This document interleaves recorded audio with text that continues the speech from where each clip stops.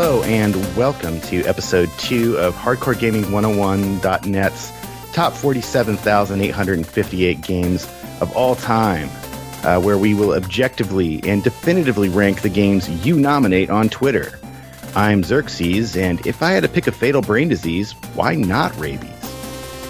With me are... This is Snarbu. This is Satanga. I'm Bominator.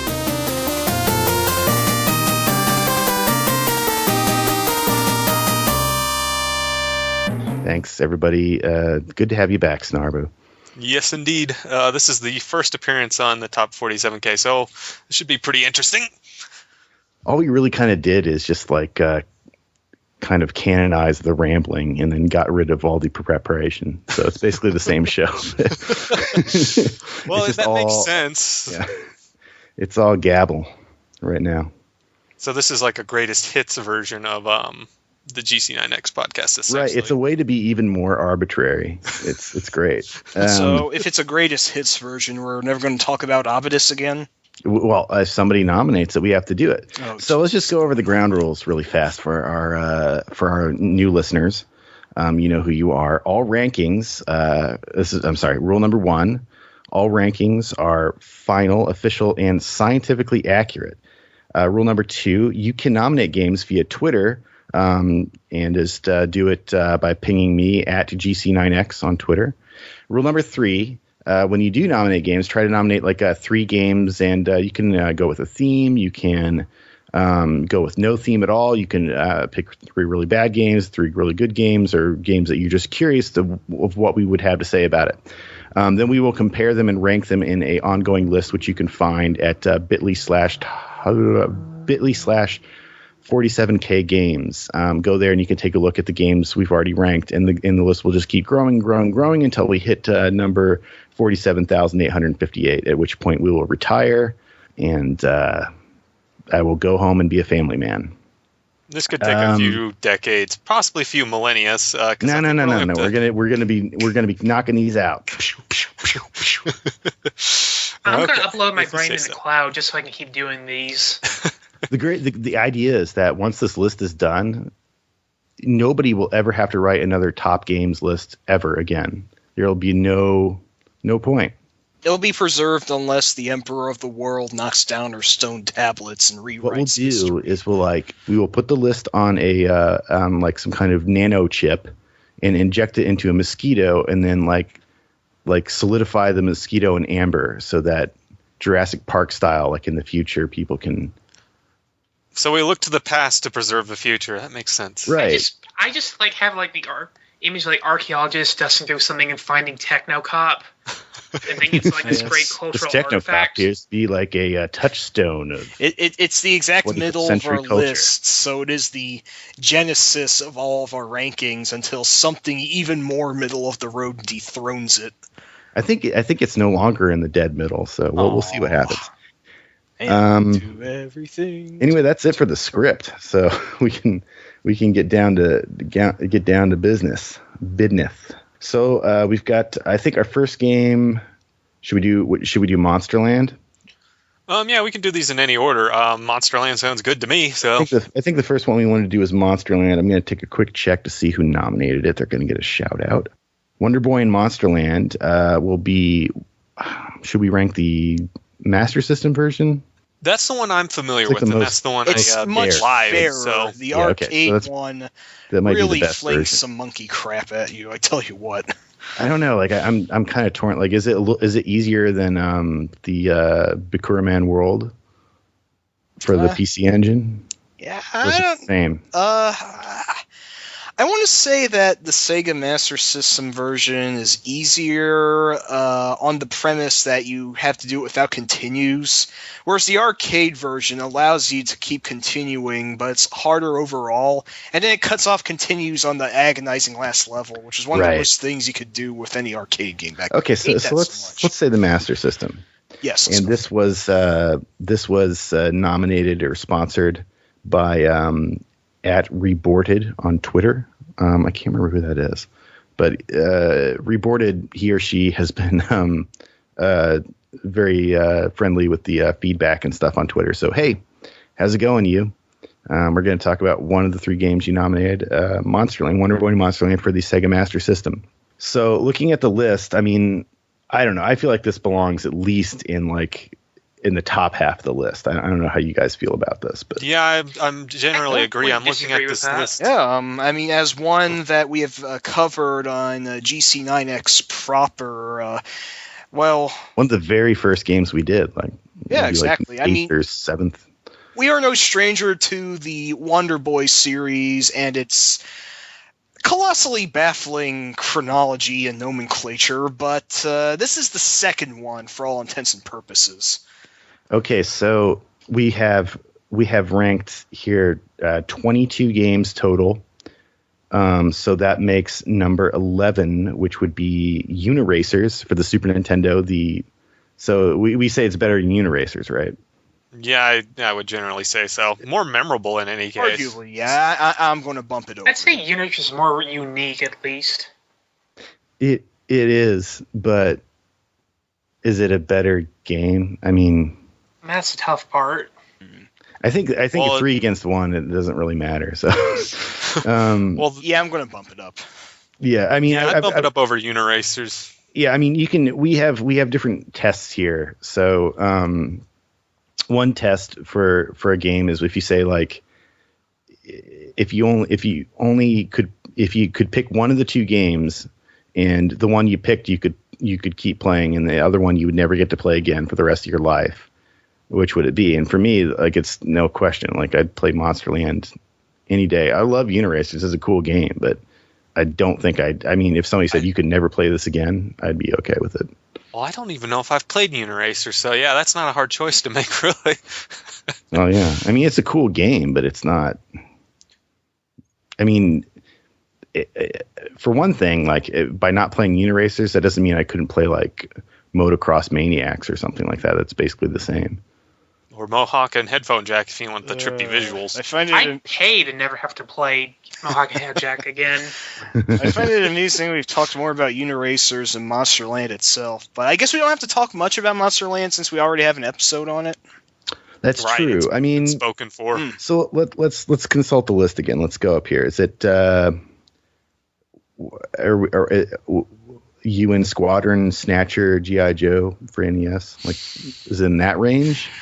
I would place it below all of those games you mentioned because I feel that later games, namely The Dragon's Trap and Monster World 4, outclass Monsterland. I mean, Monsterland was very good for its time, but it's kind of rough around the edges. It's got lots of...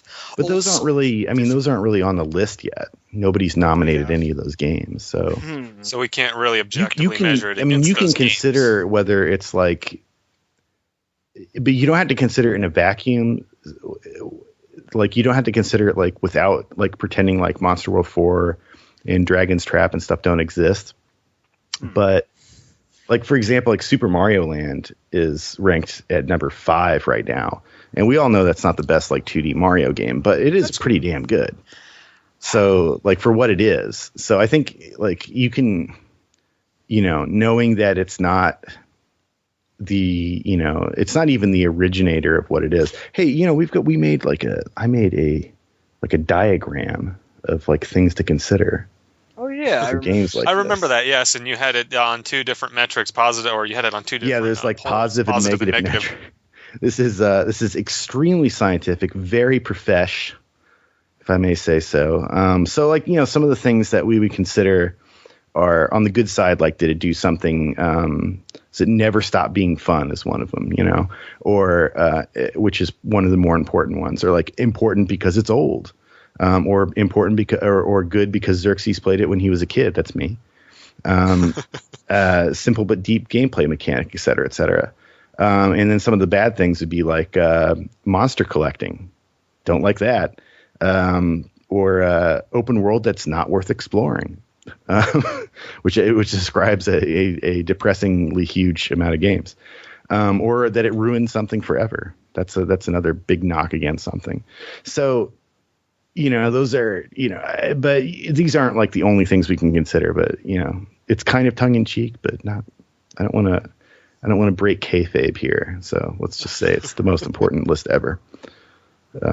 Well, let's see. We're looking at this list. I would probably place it above G.I. Joe at least. G.I. Joe's an okay game. It's based on, famous license, but it kind of falls into that same sort of, I'm going to call it the Natsume action platformer genre. It's kind of just like that. Contra plus a little bit more.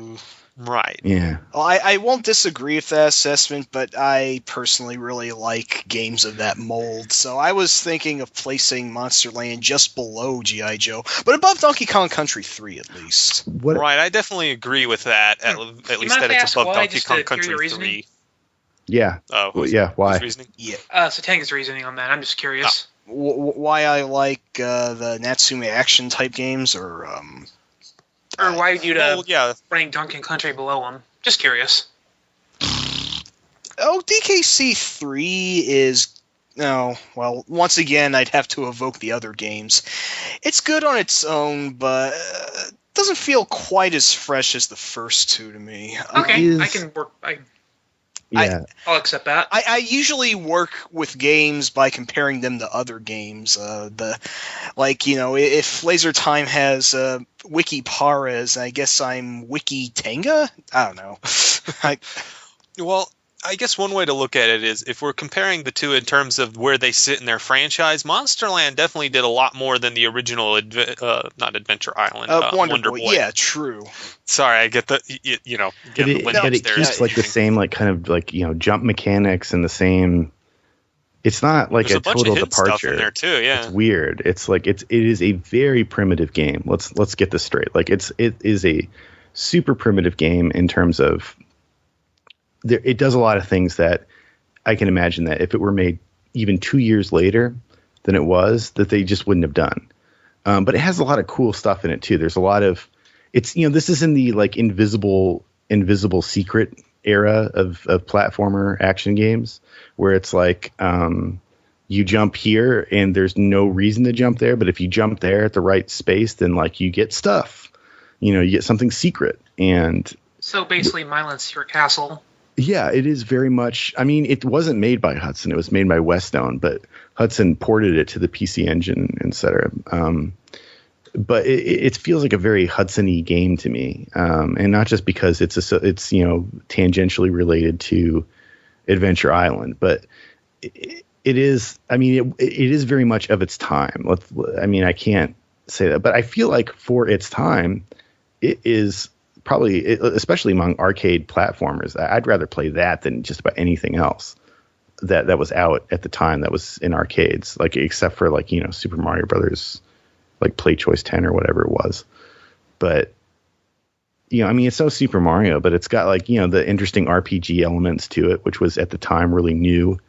Buying stuff is really cool. Like when you learn where the secrets are, it makes the game playable. It's an interesting game in that like you kind of, although a lot of it is like jumping in the right invisible spot and then something appears.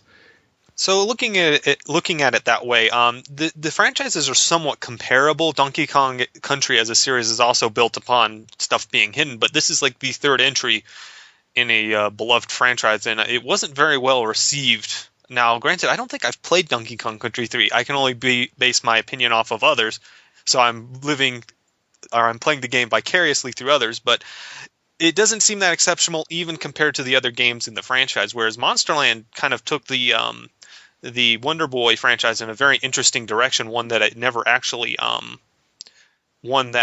steered away from after that right. point. It was a winning formula, structured, so to speak, yeah.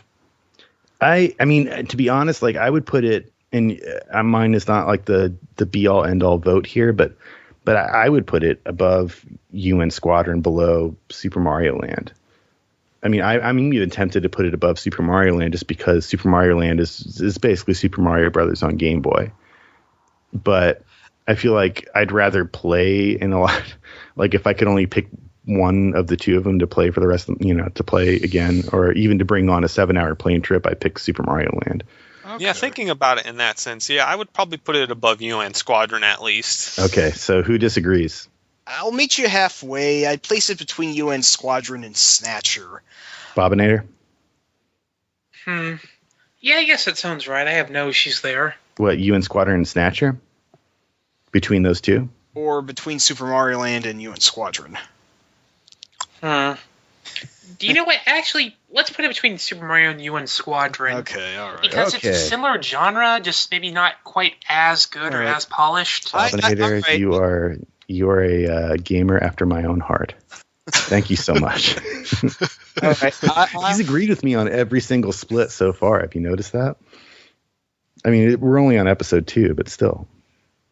Okay, so that's it. Somebody has to be a tiebreaker. All right, I'll acquiesce to that, with the caveat that one really evil twin block elevator jump in the last level is bullshit. But that is horrible. Monster Land is great. That is horrible. Yeah, that is one bad thing about the game. But for the most part, the game is good, and it's not so impossible that it can't be done. Yeah, it's beatable. I mean, you can check it out on what is it, GC9X Home Video, our YouTube channel. Yeah, you can see a stream of you, Snarbu, 1ccing it by accident.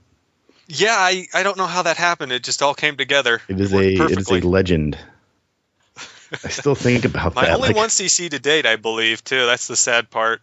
It's just like serendipity. I don't know how it happened, but it did, and it's preserved forever.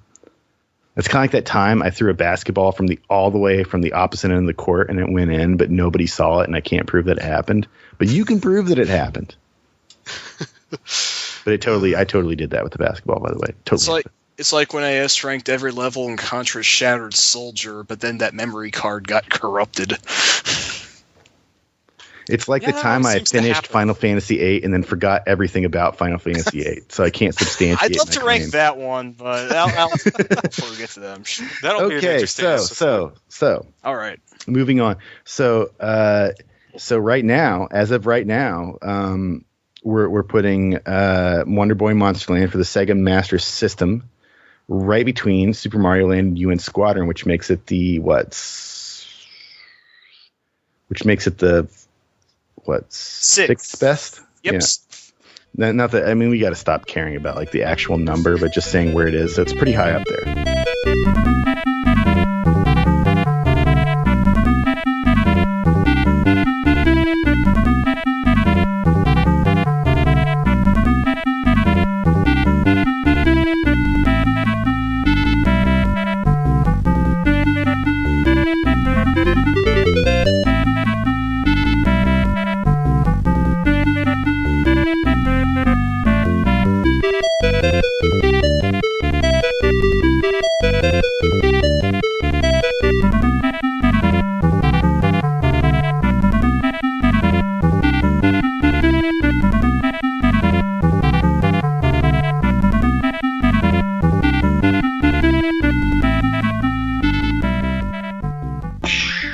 Okay, so NFL Blitz, I think, is our next one.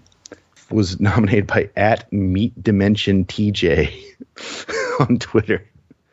That's one of my favorite handles so far. MeatDimensionTJ. Like Meat Dimension, what I like about this is I kind of imagine that Meat Dimension must have been taken. So he's like, all right, I guess Meat Dimension TJ. I don't know. I think it's a Persona reference, but don't quote me on that. I wouldn't know. Meat Dimension. Meat Dimension just sounds like the world of like Inside Out people or something. I don't know. Super Meat Dimension, boy. Super Meat Dimension. Oh, that'd be excellent. Okay, so instead of the arcade one, which was unemulatable at this point, I believe. Actually, no, you can. No, what? Well, you might need a better computer than usual, but you can. No, I could not get it to work on. I couldn't even find anybody who got it to work. So doesn't it run on a disk system? You probably need like a disk image, which is a real pain. Yeah, CHD. Yeah, it can be a pain in the ass to organize sometimes. Although I did it for Killer Instinct. I ran it like as far as I know, I think the only two versions, the only two ports of NFL Blitz that are of the first version are for PlayStation and N64. And since it relies heavily, like, a lot of these games did, on voice samples for the commentators, I just went with the PlayStation version. I actually physically own the PlayStation version. I got it from a store a while back. I totally physically own it. I'm not talking about a ROM here or a ROM image. Yeah, Cough. Definitely not. Did not play this on a PSP with an e-boot. Did not. So how about them Cowboys? Yeah, how about them? I mean, okay, so Bob and Ader, like, you can tell me, like, that's basically the same as the arcade version, right? Pretty much. I can't think of any major cuts. Maybe less sound clips. It has the same mechanics as far as I can tell. But, like, people have put up videos on YouTube of their actual, NFL Blitz cabinets, and it seems like it's basically the same. I mean, I guess if I have to, we can rank the PlayStation version. Is that a good compromise then? I don't want to say anything untrue about the arcade version, but I don't know. What do you think? I'd say they'd probably be about equal. It's a decent port there, if I remember correctly. Yeah, I mean, it was a fun game. So, I mean, so basically NFL Blitz, at least before the testicle exploding days, was like an NBA Jam of American football.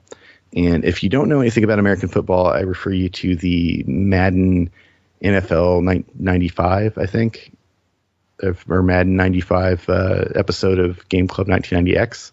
That was a good episode. It was a good episode, wasn't it? It was better than it had any right to be. I mean, no, it was good because we cared about what we were talking about.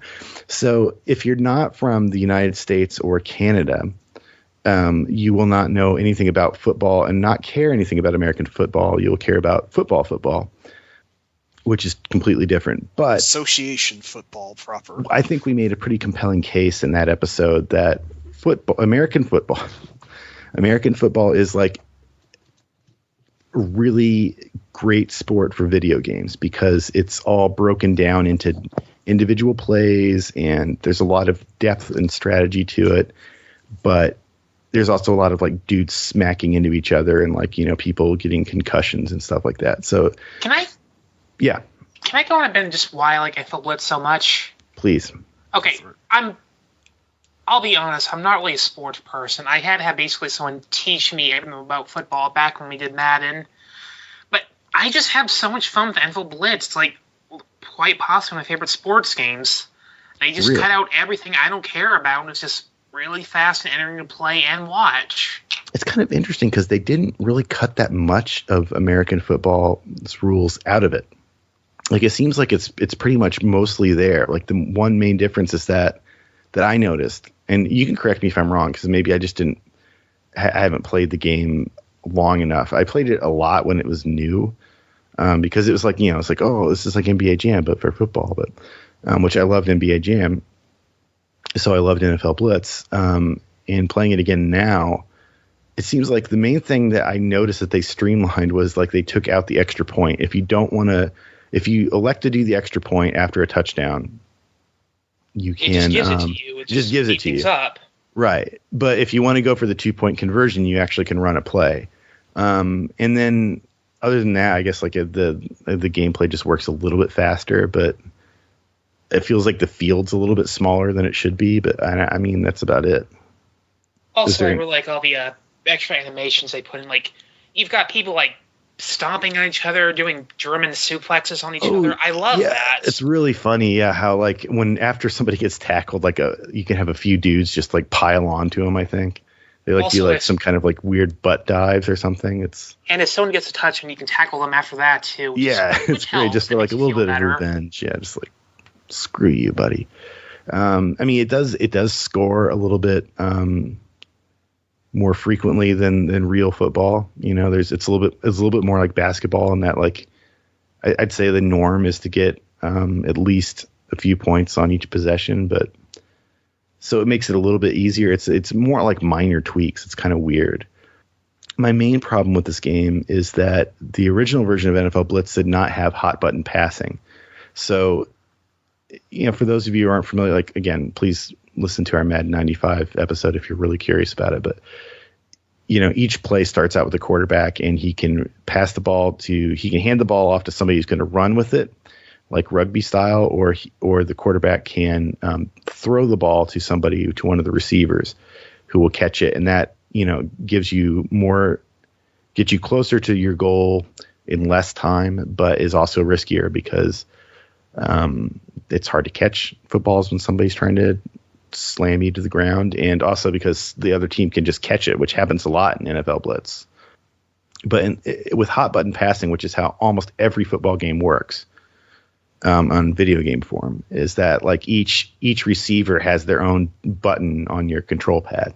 And so when it's time to run a passing play, there are little buttons that will, little button icons will appear above those players' heads. And so you like press X to pass to that guy, press A to pass to that guy. And that way if the play, calls for, if you were intended to pass to your wide receiver, but he's not, he's being swarmed by defenders, then you can make a last minute decision or last second decision to pass to like your halfback or something like that. And this game doesn't have that. So you actually have to use the same button that the same control stick that you use to move your quarterback around and avoid defenders. You have to use that to select your pass receiver. I would say that the way Madden handled it was a little bit smoother. Yeah, you kind of had a little bit more control of what you were doing. So I feel like it's really kind of I don't understand why they couldn't do that, because it was originally an arcade game. So why not just have like 4 face buttons and do different colors? And like why not have like Tecmo Bowl could handle this, like in Madden was out for years before this game came out. So I don't understand what the deal is. Like, why did they have to do it that way? It's weird. And it makes the game kind of frustrating because, again, you're selecting pass receivers with the same control input you're using to move your quarterback around. It's kind of strange. And later games did switch to hot button passing. So I don't know. I mean, I like the concept of NFL Blitz a lot. I do not like the original NFL Blitz that much because I feel like it's too it's too clumsy the way the passing works, and you do a lot of passing in the game. It's a lot more than you would in a real football game. So that's frustrating to me. I don't know how you guys feel about that, but well, I wish I had more to say about Blitz itself, but I've been kind of down on American football lately, so and I can't really. So it's literally at the mercy of whatever tier you guys think this game gently squeezes between. Rating sports games is, I think, going to be rather tough because, how much do you judge that off of your own personal thought on the real sport off of which it's modeled? Well, I mean, you're just think of it as a video game. Like, think of it as is it fun as a video game or not? Like, because especially NFL Blitz is like on the surface level, it looks like a regular game of American football, but it's really not like it at all. Like the odds of having a successful pass are just much higher. The odds of having an intercepted pass are much higher. It really does play more like basketball.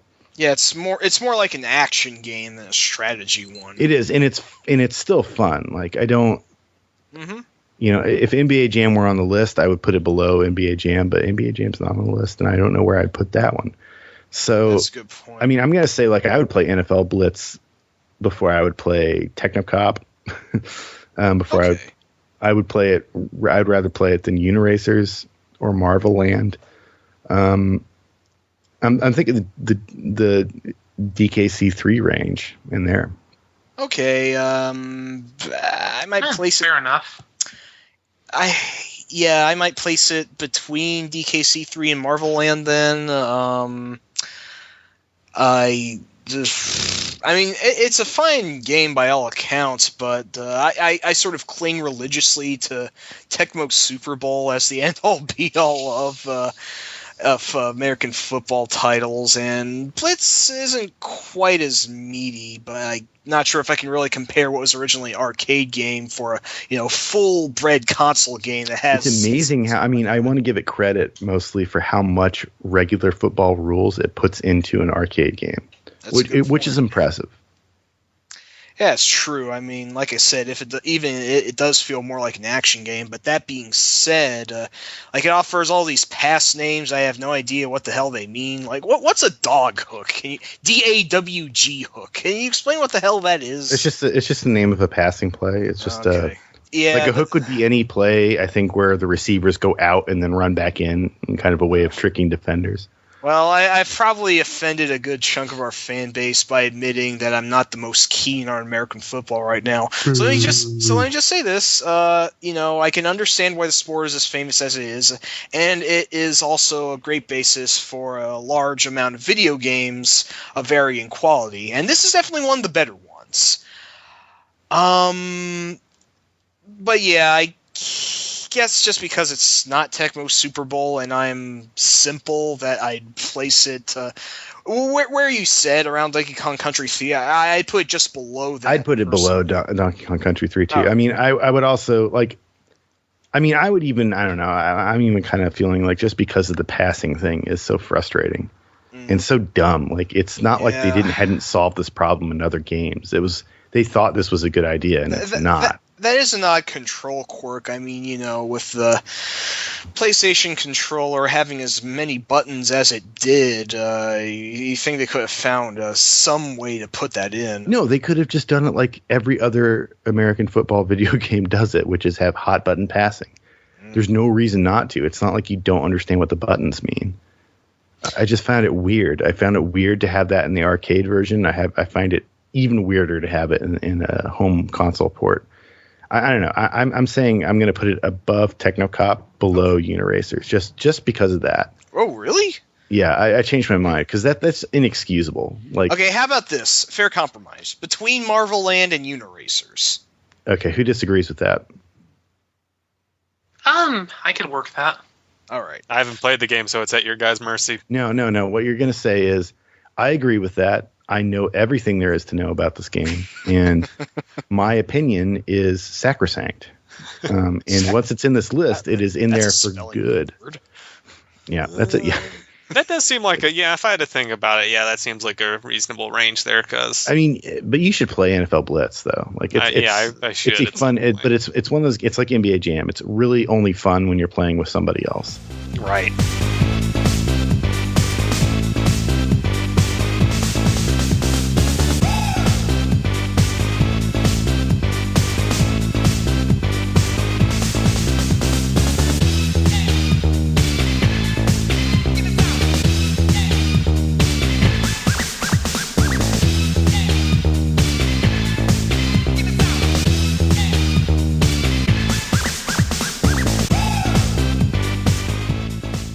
Okay, so that's that, whatever that was. Next up, let's do Alien Soldier, which was nominated by @GourdCaptain, GOURDCAPTAIN. For those of you who don't know how to spell the word captain, who's a longtime Twitter follower and friend. Thanks, GourdCaptain. I think he did some other ones that we've already ranked in earlier iterations of this show. So Alien Soldier, which was released for actually it shouldn't say Genesis, right? Because it was on the Sega channel. Yes. It was only officially released for the Mega Drive in Europe and Japan, right? Yep. Which is amazingly stupid, like, because it's. I'm sorry, Europe, but for this and Terranigma, you jerks. The two games they got that we never got. Yeah. Well, I mean, I think understand. It was a late Mega Drive game, right?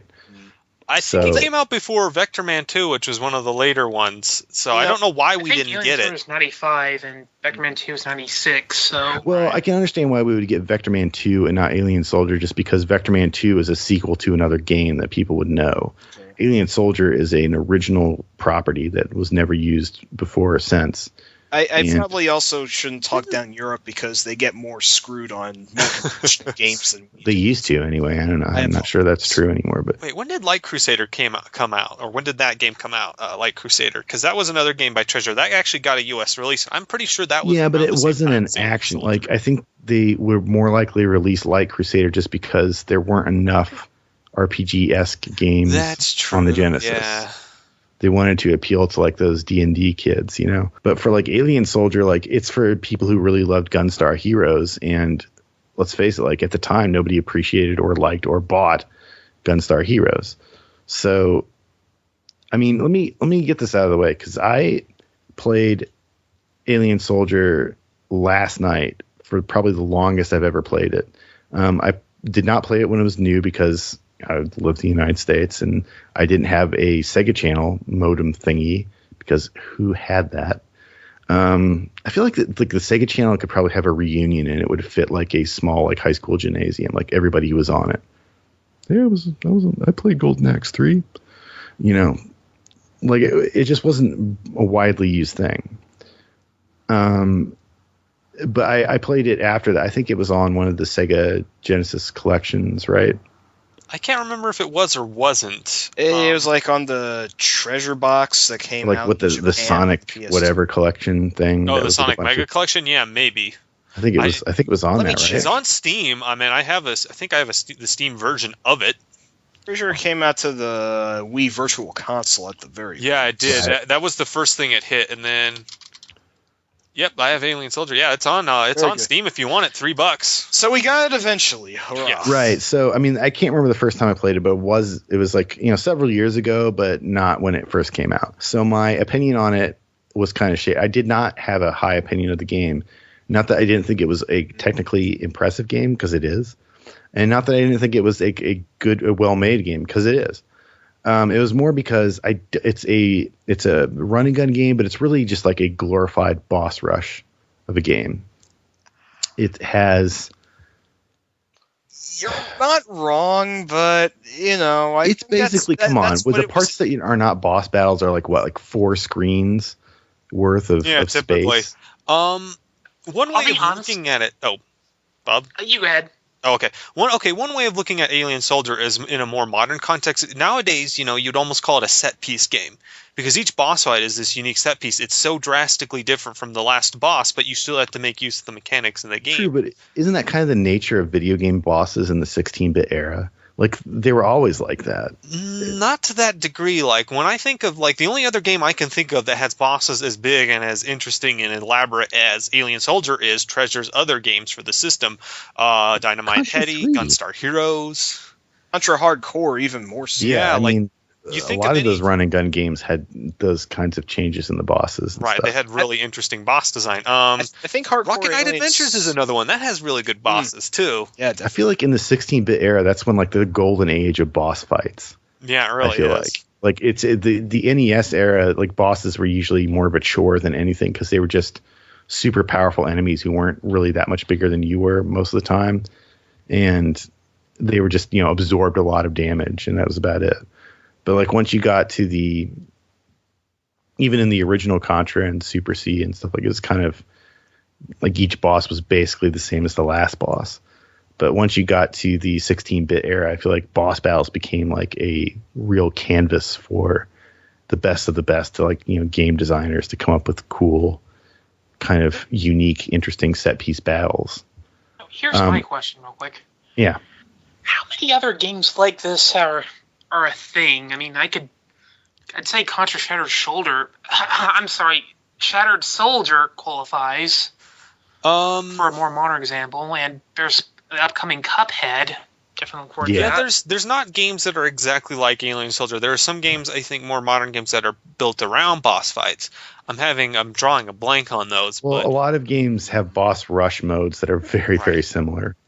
But this is, I mean, it's a very forward-thinking game in that it took Gunstar Heroes and said, everybody loves the boss fights and the mini boss fights in Gunstar Heroes. What if we made a game that was all boss fights?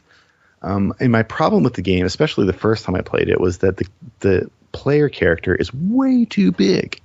He's really beautiful. It's a cool design character. The Alien Soldier is like some kind of Birdman type thing. Looks like Falco's like badass older cousin or something. But the character is so big on the screen, and a run and gun game is about dodging bullets. Like, I don't like that design choice. In Gunstar Heroes, your character was actually kind of small on the screen. it made a little bit more sense. In this game, the character's really big. That's just it, though. They designed the game around the limits of the player's design because you have at least 2 moves that can completely negate any bullets that are fired at you. You can counter or you can teleport. Right. It's almost like a platinum game. I believe Bob's almost called it like a proto-platinum game in a lot of ways. I could see that almost. It's like, 80% run and gun, and I'd argue 20% fighting game almost. Yeah, it's got that personality to it like a fighting game. It's almost like they looked at like Street Fighter and said, hey, we can do that in, our typical run and gun style. And it's fair. So it has, I don't know, I think the hard mode might do away with some of these features, but if you do, because it's funny because it only has super hard and super easy. Those are its 2 difficulty. Yeah, and super easy is still tough enough. I mean, you can just play that and not feel any shame. But it has this cool feature where you can pause the game and then you press, left or right on the D-pad and you can slow down the game. Yes. I find that actually almost mandatory to take on what is the hardest boss by and far. But I'm not sure if I should spoil that. No, don't spoil it, because everybody should play Alien Soldier. It's one of the must-play games. I don't know whether I call this game like really a classic so much as it is just like one of those. It's a cult classic. It's like not a game for everybody, but it is a game that people who really like this type of game, like run and guns, and they like boss battles and boss rushes, you have to play Alien Soldier. If I may interconnect with Treasure, I'd say it's a little less classic than Gunstar Heroes. Yeah, definitely. But more classic than Dynamite Headdy. And I really like Dynamite Headdy. Yeah, I think that's true. Neither of those games have been nominated yet, so we can't really consider them. Gotcha. Yeah, I keep doing that. But, I mean, honestly, though, I will say this. Like, playing Alien Soldier literally just last night and really digging into it and trying to... It rewards effort. So I think part of the reason why I didn't like it much the first time I played it, or the first couple times I played it, is because I was playing it on an emulator. And and because it was just another ROM in the ROM pile. Like, it was like, this game is like, the character's huge and I'm supposed to be dodging bullets. This is stupid. Like, I know you got the dash move and the counter move, but I'm like, I don't have time for this. It's just too hard. It's too crazy. Doesn't it basically tell you all the controls when you start the game? It does. It does. This is entirely my fault. Like, I'm not criticizing the game here. I'm criticizing myself. But because I was approaching it as just another thing I could try out for a couple minutes, I didn't treat it fairly. I didn't consider it fairly. And when I played it again, I'm like, I'm just going to pretend like I put this cartridge into the machine and this is the only game I have, the only new game I'm going to get for the next 6 months. If I play it with that attitude, will I like it more? And I did. And the thing is it is fair. Like, it has a password save system, right? Yep. Wait. And basically the stages are like 2 screens with some dudes who jump out at you, and they're really easy to kill, and then a boss battle. And then after each boss battle, health and anything. Yeah, that's basically it. So, and even if you die, or you lose a lot of health at a boss battle and win, and then you don't get your health refill, you'll die, and you could just continue and just do it again. Maybe in the hard mode it doesn't let you do that, but you have limited continues in both modes. I think I forget if super hard limits that. I forget how it works exactly. I feel like judging a game should be judged by its easy or normal mode. This game doesn't have a normal mode, so it should be judged by its easy mode, because the hard mode in this is definitely made for people who have already beat the easy mode. The hard mode actually has limited continues to it. Yeah, but that's fair because you've already played through it on the easy mode. They assumed you did. Plus, you have passwords, so I guess it's kind of moot. I find that kind of weird when a game has password limited continues, but that's a tangent. But yeah, I really like bosses in video games, and I lament that they almost don't exist in modern game design nowadays. Yeah, I mean, that's the frustrating thing. Is like when you see bosses in games now, they're almost always change the gameplay mechanics. It's always like a set piece to a ridiculous extent. Like, take the Batman Arkham games, right? Which are great games. Everybody loves those games. Here's my thing. I actually was thinking about this earlier today.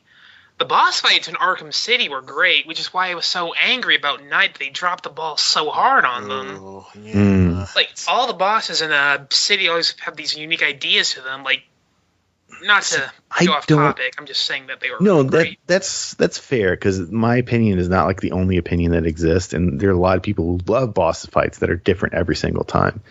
I don't like boss fights in general, because I feel like it's like kind of.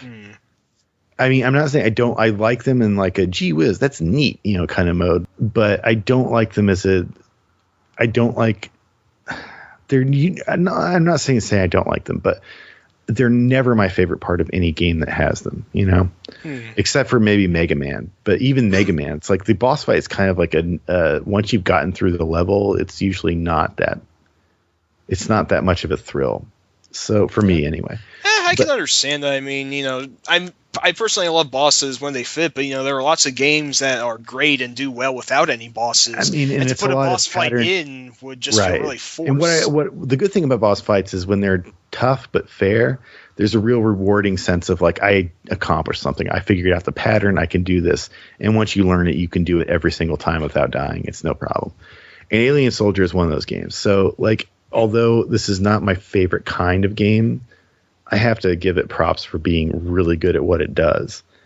So to rank it, I don't really know where to put it. I feel like you guys should probably take the lead on the. Well, that's just the thing. I absolutely love the game. I love Treasure in general. And if I had to personally rank it, I would probably definitely put it above Super Mario Land. I was thinking the same thing. I was wondering where does it go with Super Mario Land, and it's definitely in that tier at least. I really like. I would put it above Super Mario Land. I like Super Mario Land 2 more. If I were to put something more actiony in, I would say that Alien Soldier fits neatly in between Kicks and Super Mario Land. Would I place it even higher than Kicks? I don't know. Well, you have to consider where it sits in the industry too. Like so many games do boss battles wrong. This is one of those examples of a game that does it right, like Xerxes says. But on the other hand, it's kind of working in the same. I don't know if the word's milieu or not. That Treasure had already been working in. They already had all these other games with great boss battles and such. This was like it is kind of Treasure's swan song to the Mega Drive. Which it even says that in the intro. It says this is the game to set the 68K on fire.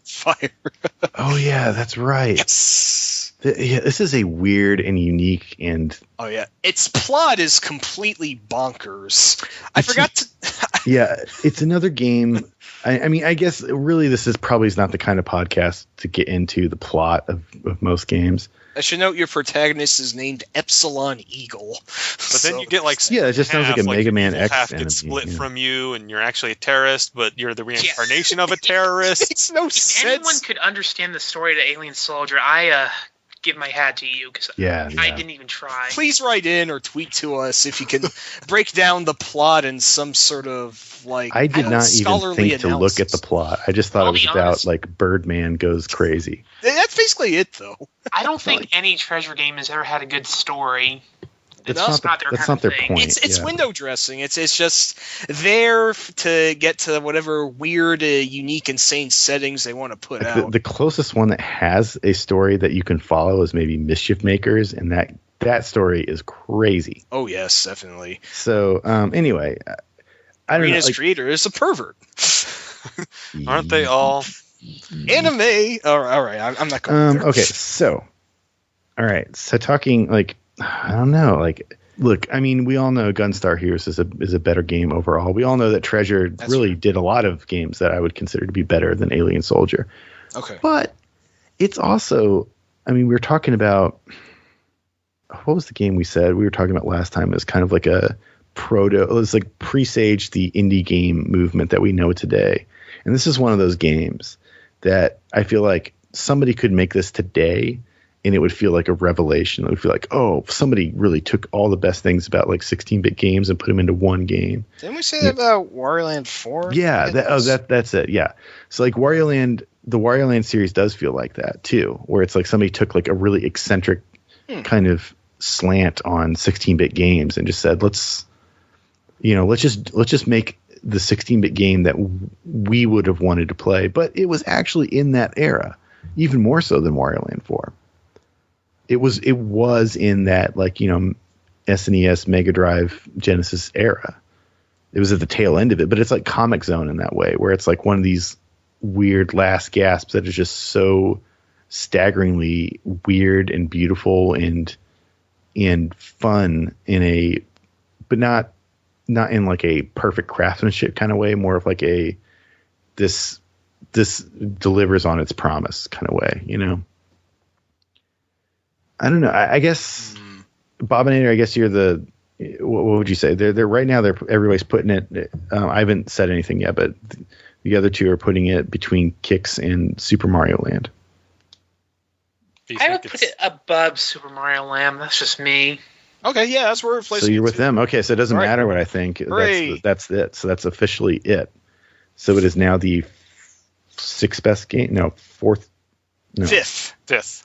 It's in the top 5. Yeah. I was thinking of giving a bonus point because one of the bosses is called Sniper Honey Viper. Well, then there's Wolfgun Blood and his horse Gallop or something like that. Wolfgun Blood Garopa. Well, I think Garopa is the name of the horse. I think that's Gallop. It's supposed to be Gallop. Yeah. Just imagine a giant wolfman in a like bowler hat covering his eyes, riding it's like a cowboy hat. He's like bigger, a weird cowboy like thing with the chain gun arm. It's just the weirdest thing. This game just has it's almost an art piece, I want to say. It just has some really impressive looking bosses in it. Hanging up in MoMA. All right, so that's it. I mean, but I gotta say, like, just to make sure, like, it's not on the same level as Kicks. Well, Kicks is an all-time classic that has been the template for a lot of other games, so I can't really... Well, I would have to consider this against Treasure's other games as well. I love this game, but if I had to choose between, say, this and Gunstar Heroes, I would definitely would have rated Gunstar Heroes higher. If I had to choose between this and Kicks, well, yeah, I would probably still choose Alien Soldier, but Kicks, again, is sort of a classic, and it's just so... It's just one of those sort of, like... I don't know what you call those revelatory puzzle sort of games. Like, you only get so many of those, like Tetris or something. That's one of them. I don't know. So I have to consider it against historical relevance as well, and Kicks is pretty high up there. Yeah, I think Kicks beats it easily just because of what it is. That's true. And then, you know, look at the games above Kicks. It's Galaga, ToeJam and Earl, Wario Land 4. So, I mean, it's not in that upper echelon, but you know, hats off to Alien Soldier. You changed my mind after I went in thinking I was going to hate this game again, and I didn't. Like, I changed my. I was wrong. I was wrong the first couple times I played it. So yeah.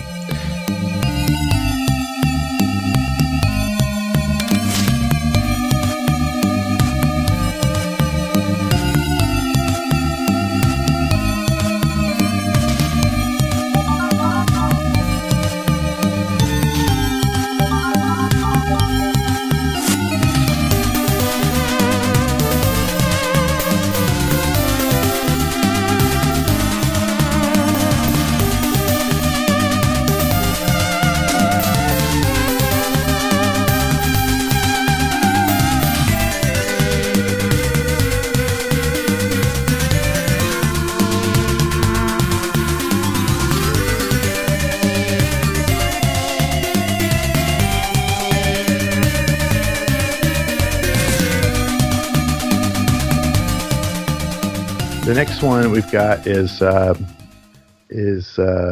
Haunting starring Polterguy.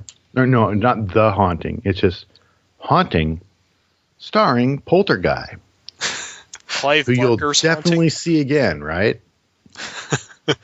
Marketing! So this Polterguy, what's his deal? Well, as a brief summary of the game, essentially you're the skateboarding punk and this rich family of I guess they were supposed to be mafioso types. Yeah, they run your ass over and then like they get away scot-free, so you naturally come back to the grave to haunt their asses. So it's one of the very select few games that I would call a haunt 'em up, where the goal is to scare somebody. It's a very abstract concept, and this was during an era where EA was making they were publishing some very unusual games around that time. I think they had the platformer B.O.B. or Bob or whatever you prefer to call that one. Also known as Space Funky Bob in Japan. There was another game they published around this time that was also really weird. Was it General Chaos or whatever it was? That one is very strange. Yeah, I believe they were behind that. I mean, and it's not weird, but this was around the time they had Desert Strike. I mean, Right, yeah, they had some very interesting games lined up around this era, and this is one of them. And Road Rash. I have to wonder, the graphic style looks very similar to the Immortal, especially the Genesis version, so I'm wondering if there's some overlap there, because maybe it's based in terms on of the sound engine, other sort of things, maybe they had some assets lying around and they're like, hey, we can make a game out of this. No? Well, it's possible. I would have to look that up to see if the guy who's behind the Immortal is behind this game, but I don't think so. In any case, yeah, you're a ghost. Your actual targets, I guess they're not really enemies, but they're your targets. They can't see you. Like, they can't actually see you or hurt you or do anything to you. The only time they interact with you is once you possess an item in the house. Like, you possess it and then it becomes triggered. It's a trap. And once they go over to it, there's this really elaborate animation that plays. Like, if it's a cuckoo clock, the cuckoo, the bird could pop out and then it explodes and blood and feathers fly across the screen and it scares the crap out of them, rightfully so. So that's most of the game in a nutshell. It's round-based or house-based. Like, you're trying to get them out of the house so that you can then chase after them to their next location or something like that. Because they keep getting fancier and fancier houses as the game goes on. So you have to learn the layout. I don't know. It's really hard to summarize this game without just, a video would be worth a lot more to you. So, you could just easily pause this and then watch a video.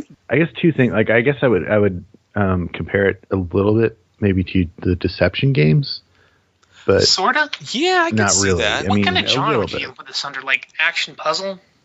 If I had to put it under an actual genre, yeah, action puzzle. Otherwise, haunt 'em up. There was a couple games that came out a couple years later. What was it called? It was some game where you were like this team of ghosts and you had to scare people. Forget the name of that one. That was in the 2000s. Because it has the backstory is almost identical to Avenging Spirit. Yeah, it's very similar. And that's not a haunt 'em up. It's like a possess 'em up, right, or something. Yeah, you possess it. It goes a very different direction, but it's also a very unique game. I mean, you got to give a game like this credit for just being whatever the hell it is, right? Like you got to give it credit for that. Like even if it's not like a great game, it's still like an original idea, and you don't see too many things like it. And again, it's one of those things like you wonder whether like somebody were to make a game like this today, like an indie game. What about Ghostmaster, that one PC game? Is that similar? Ghostmaster? Oh, the PC game? Yeah, that was the one I was thinking of, I think, where you have a team of ghosts and you're supposed to haunt a house or something like that. I could have sworn there's also one other game like that, but I forget the name. It might have been a sequel to Ghostmaster or something like that. But yeah, there's a very select few games where you play as a ghost and you haunt people. And I guess the reason for that is it's very abstract. Like in this game, your targets just sort of wander around of their own volition. And so you kind of have to catch them when they come into a room. And you just have to hope that you triggered enough traps to really scare them. There are some peculiarities with the game design. You instead of health, you have like ectoplasm, and anytime you use a trap or anything like that, you have to give up some of that. And if you run out, you go to like this dimension. Like you can't actually die in the game. Yeah, it's this dimension part that I actually think kind of degrades. Yeah, that does drag it down because you're going to be seeing that dungeon or whatever it is a lot. Yeah, that's a major complaint I have about the game. You're working with this very limited resource, and it's very hard to figure out how to get more of it, or at least enough that you stay in the game. Yeah, I mean, I can understand if it acts as like a penalty for not doing well enough, but the way the game's designed just seems so incredibly difficult unless there's something I'm missing to keep your meter afloat so that you'll eventually, have to go to the crap dimension eventually, and it feels more like an imposition, like the game's just taxing you instead of challenging you. Well, you can't technically die in the game, and they probably realized from the start that they had this limited resource, and the only way to really get it is to scare people. And then it's like, well, what happens if the player runs out? Is it game over? And they're like, well, we can just have them play a bonus round or whatever. and then be back Yeah, in the you game. you go to mirror, and then a mirror happens, and then like where are you guys thinking of this game? Like, is it like a laudable failure, or is it a like sleeper hit or classic? It's not really a something, sleeper hit. It's not exactly a cult classic. I would say it was a good first try, but it didn't quite hit the mark. Like, they had this great idea, it just needed some more time in the oven, I guess. So maybe half baked.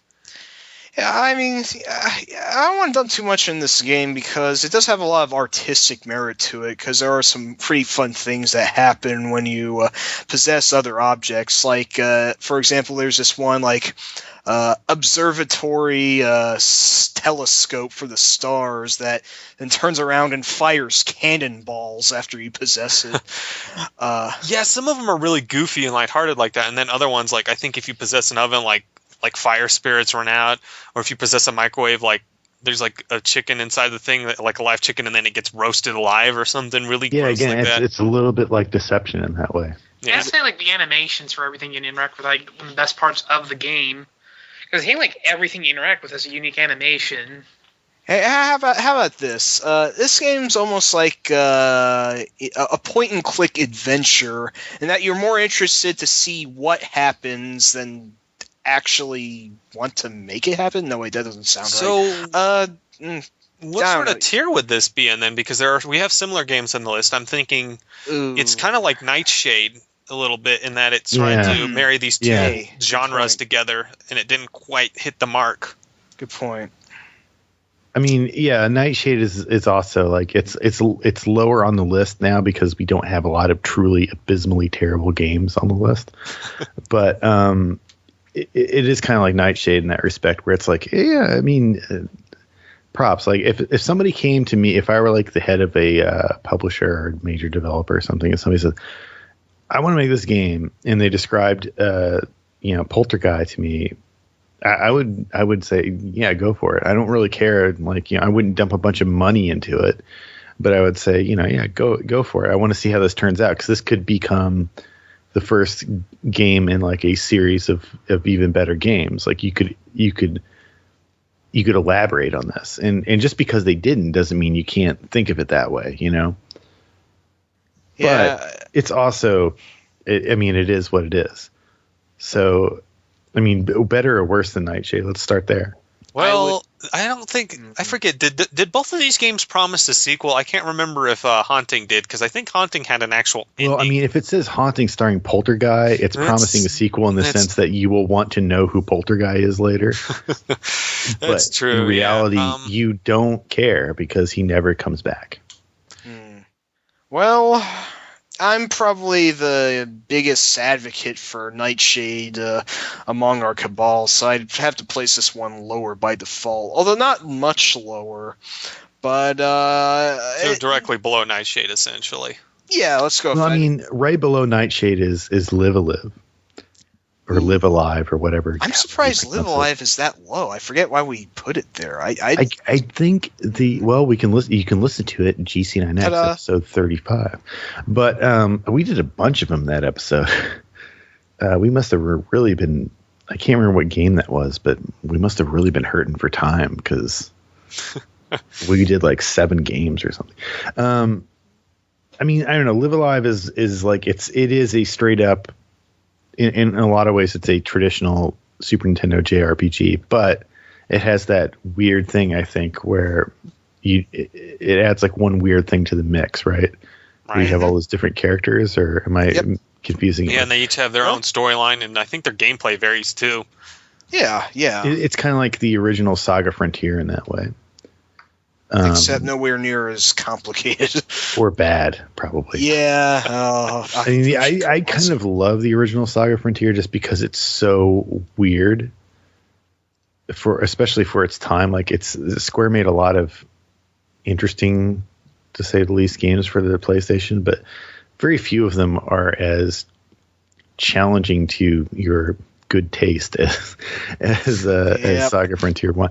Anyway, but I mean, like, yeah, okay, so everybody kind of feels like it's maybe not as good as Nightshade. Yeah, it's kind of a coin toss between the two, really. I'd say maybe. hunting is a little better because you don't have to deal with like the awkward fighting interface. Oh, that's true. Yeah, the often. interface in Haunting's actually pretty basic. It actually it works really well. Nightshade just doesn't work very well with the D-pad, dealing with the interface and everything. I kind of liked the fighting in Nightshade. Plus, Haunting actually does have a final boss battle in it, which is completely unlike anything else in the game. That it's kind of not. We just praised that. We just praised that aspect of games. Wait, I mean, I criticized it, but everybody else likes it. So. Wait, you mean about bosses? Wait, what? Yeah, bosses that are totally different than anything else in the game. Wait, we said something like that because short-term memory leak. Well, I didn't get to finish that thought, but I was saying that about the Batman Arkham games, whereas other people like that about them, where it's like, you fight like in Arkham Asylum, like when you fight Bane, it's like totally different than when you fight Scarecrow. Yeah, but it's already an action game by nature. Haunting is more puzzle-oriented. To have an outright action final boss fight is the final boss is pretty annoying though. Like that does kind of drag it down a little bit. Like the idea was pretty interesting. Because so the way you travel in that game when you haunt something, you kind of travel in an arc, right? Well, when you fight the boss, you actually throw these bombs, and they travel very similarly to like you possessing objects. So if you're familiar with that, I guess they thought it would transfer over. The fact that it has a conclusion, though, like, does Nightshade actually have a final boss or anything like that? Does it actually conclude and all that? Okay. No. I'm pretty sure. Yeah, you fight Sutek, the bad guy, and then he goes to jail, although I think he vows to break out or whatever. And well, it did promise a sequel, and no one can figure out whether that was Nightshade, starring Nightshade. Didn't it have, like, part 1 or something in the title? The Claws of Sutek, yeah, it's the bad guy. I guess it did sort of do that sort of self-important thing. But I mean, in these days, like in this day and age, if somebody said, we're going to make a sequel to Nightshade, it would not surprise me at all. Like, I'm just like, okay, fine.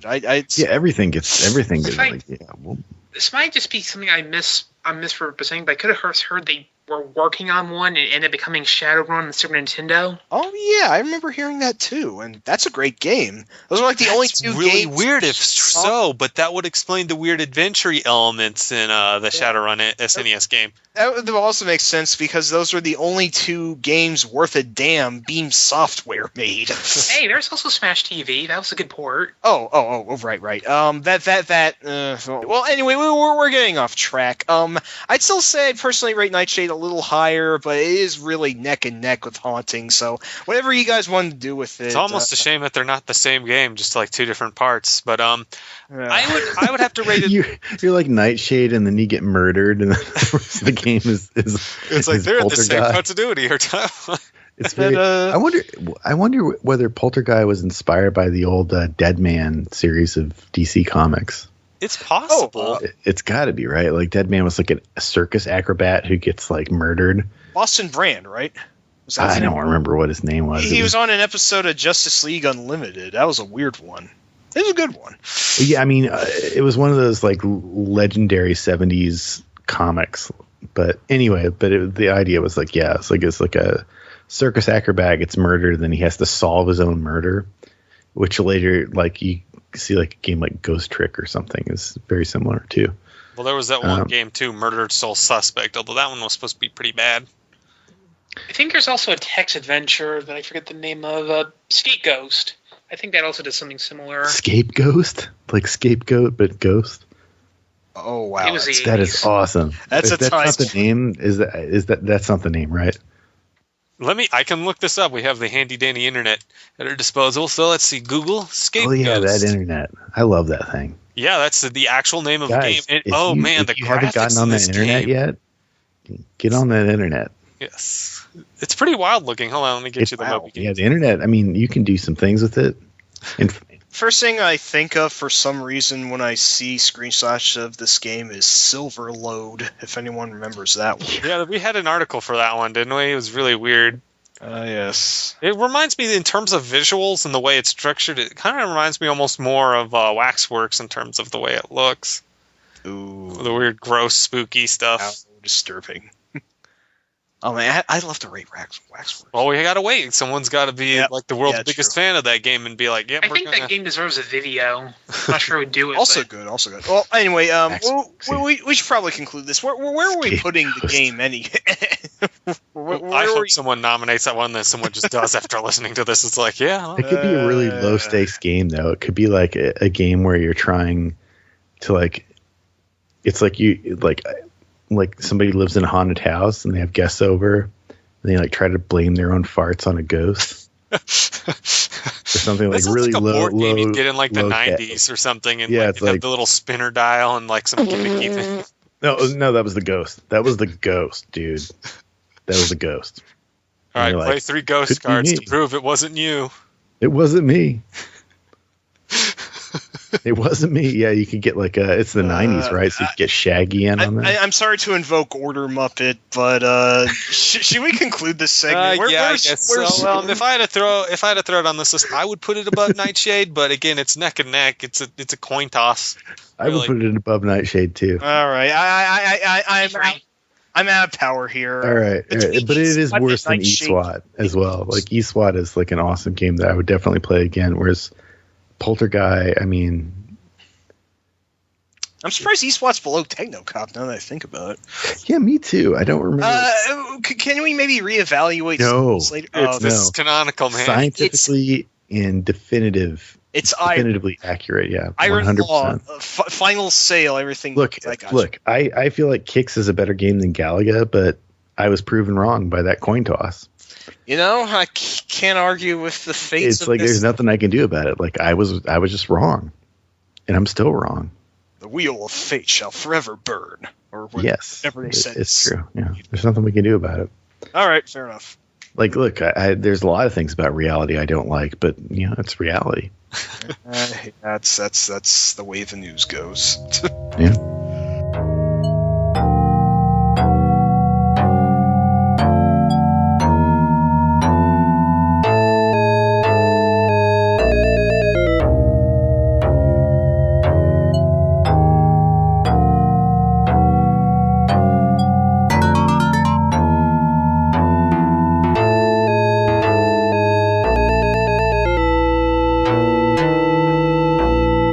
Okay, that's all for this episode of Hardcore Gaming 101's top 47,858 games of all time.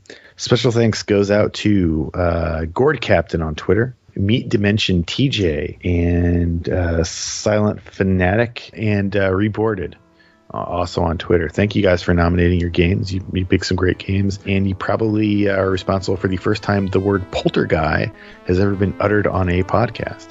And Scapegoats. That's it. Scapegoat, even more so, yeah. So, yeah, thank you guys for that. And, you know, if you nominated a game you didn't hear it on this week's show, I apologize. We can't do everybody. I've been very pleased with the turnout for nominations, but we will try to get to everybody sooner or later. And also thanks to my co-hosts, Satenga back again, Bobinator back again, and Snarbu, who's back again in a way, but for this format of the show is his first appearance. So this is a collector's edition. And thanks to Muteki for doing our theme song. And of course, thanks to the support and feedback of listeners like you. You can support this podcast by making a small monthly donation at patreon.com/HG101. And by the way, if you like this show and you really like it and you would love to hear all the stuff we say that gets cut out of the final podcast, donate a little bit of money every month to patreon.com/HG101 and you will get the raw version of the podcast, which means everything that you get in the final version plus all the stuff that we cut out of it. Like all the swearing we do that you can't. Oh do yeah, right now. tons. It's filthy. I didn't know this Filthy. was a thing we had. Also, if you like our stuff, you'd like to see us in video format, please check out GCNX Home Video on YouTube. Oh, definitely. You guys had a good ZX Spectrum series. Yeah, we often have a special guest. We love having them on the show, and we hope to have many more in the future.